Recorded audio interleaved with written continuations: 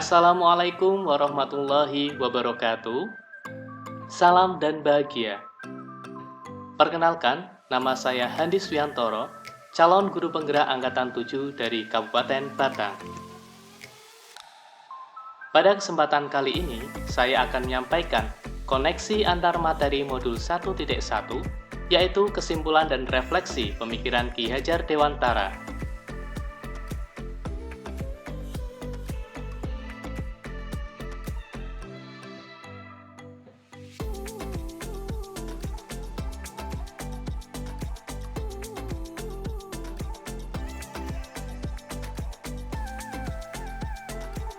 Sebelum mempelajari konsep pemikiran Ki Hajar Dewantara, pandangan saya tentang pembelajaran yaitu 1.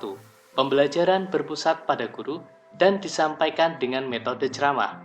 Metode ini saya pandang lebih efektif dalam menyampaikan materi pembelajaran.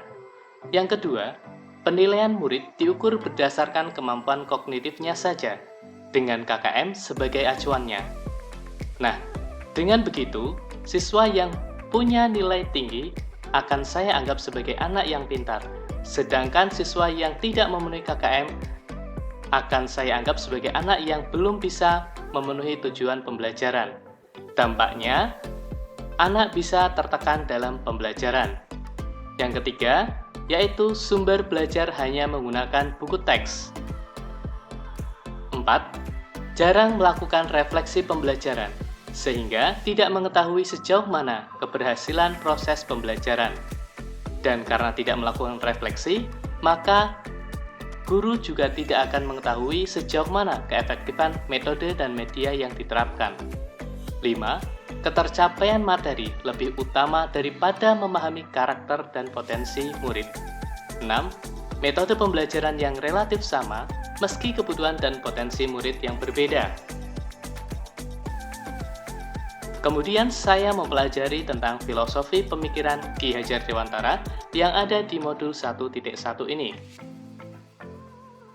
Hasilnya, saya mendapatkan ilmu yang sangat bermanfaat, yaitu pengajaran adalah suatu cara menyampaikan ilmu atau manfaat bagi hidup anak-anak secara lahir maupun batin.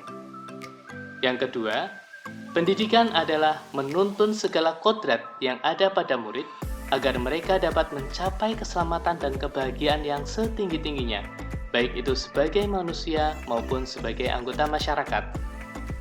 Filosofi pemikiran GHD yang ketiga yaitu kodrat yang dimaksud yaitu kodrat alam dan kodrat zaman.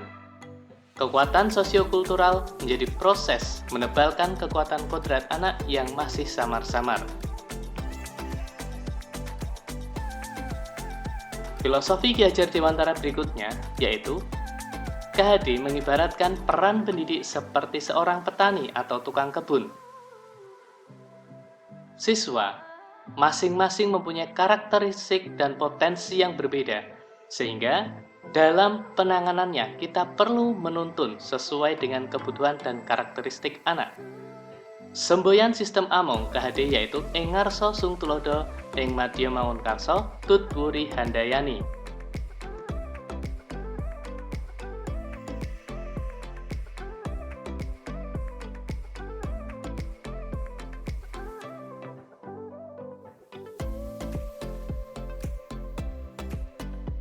Setelah mempelajari modul 1.1 atau pemikiran Ki Hajar Dewantara yang berubah dari pemikiran saya yaitu pembelajaran berpusat pada murid dan guru sebagai fasilitator. 2. Guru harus mampu mendesain pembelajaran yang menarik dan menyenangkan melalui berbagai media dan sumber belajar, baik digital maupun kontekstual sesuai dengan lingkungan mereka. 3.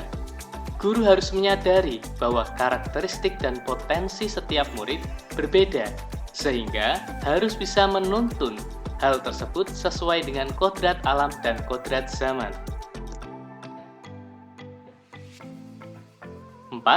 Guru harus mampu memberi contoh, semangat, dan dorongan kepada murid.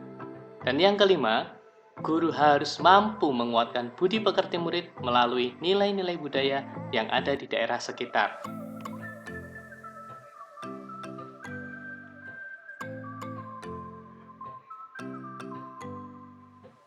Yang dapat segera saya terapkan di kelas ataupun di sekolah yang sesuai dengan pemikiran Ki Hajar Dewantara, diantaranya 1. Merancang pembelajaran yang menarik dan menyenangkan dengan memanfaatkan media digital. Penggunaan sumber belajar seperti sumber belajar dari Kemdikbud ataupun sumber belajar digital lainnya dan media digital kahoot.com ataupun media digital lainnya dapat membuat murid lebih bersemangat dalam mengikuti pembelajaran. 2. Guru harus merancang pembelajaran yang sesuai dengan kodrat alam dan zaman. Guru dapat melakukan pembelajaran yang sesuai dengan kebutuhan saat ini, seperti membuat buket dan snack tower yang dapat diajarkan pada pelajaran Bahasa Indonesia dan PKWU. Dengan begitu, keterampilan anak akan semakin meningkat sesuai dengan kebutuhan saat ini. Pembiasaan 5S untuk memperkuat budi pekerti. Kegiatan ini dapat menguatkan karakter dan budi pekerti pada murid. Berikutnya, yaitu mari kita mulai dengan kegiatan morning story. Ya, morning story. Nanti ada 2 anak yang maju ke depan. Yang pertama bisa menceritakan pengalaman yang menginspirasi teman-temannya. Yang kedua, sesuai dengan kesepakatan kita di awal pembelajaran, akan ada 1 anak yang menceritakan isi novel yang sudah dibaca. Baik, silakan. Apakah ada yang ingin bersedia maju terlebih dahulu? Ini saya akan berbagi cerita ke teman-teman semua tentang pengalaman saya. Bisa dibilang perjuangan saya dari mulai menjadi CPD hingga bisa menjadi satu siswi di SMK Negeri 1 Batang ini. Pesan bahwa kita harus hidup untuk menjadi sederhana, tidak harus menjadi lebih. Berikutnya yaitu menyusun pembelajaran yang menuntun, memfasilitasi murid sesuai dengan potensinya. Nah, Bapak Ibu guru hebat semuanya, demikian tadi pemaparan saya tentang koneksi antar materi modul 1. Terima kasih atas perhatiannya. Wassalamualaikum warahmatullahi wabarakatuh.